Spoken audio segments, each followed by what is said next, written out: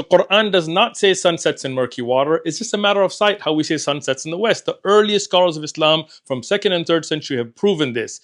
But some people just don't want to listen. They just got to get cooked. So what am I doing in the kitchen? We're about to literally cook this guy. There's a 7th century commentary and a couple 8th century commentaries. They all hold to it's literally setting in mud. Mujahid never wrote an actual tafsir.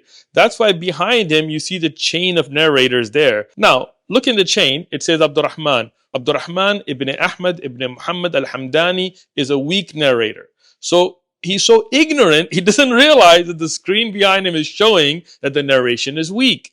In fact, there's a break in the chain, as Al-Dhahabi has pointed out. But you don't know any of that because you don't know any of those ulum of tafsir. You're just Googling this stuff.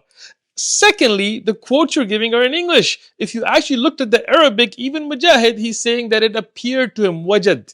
It appeared to him, but you're too ignorant for that. So let's just keep going. Kashani, that's the Who's passage Kashani? at the very bottom. Abu al-Fadl, Abdul Razak al-Kashani was a Shia Sufi.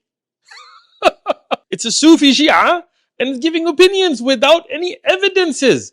Look, we've already given you a Shaykh al-Islam, Taqiyuddin ibn Taymiyyah, the Mufassir that is the best known Ibn Kathir, with chains of narrations saying that this is not Dhul Qarnayn and the sun does not set in muddy water.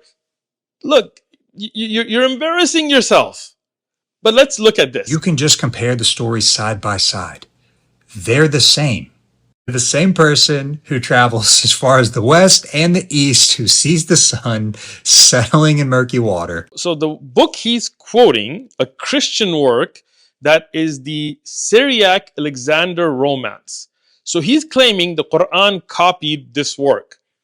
What's interesting is that Surah Al-Kahf, which he's quoting, is an early Makki surah. The Qur'an's revelation began in 610 CE.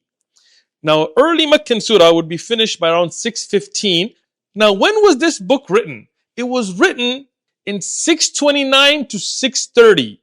It wasn't translated into Arabic until the 8th, 9th century by the Abbasiyah. So it wasn't even available in Arabic.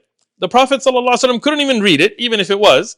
It was written 15 to 20 years later. How did the Quran copy something that is later than it?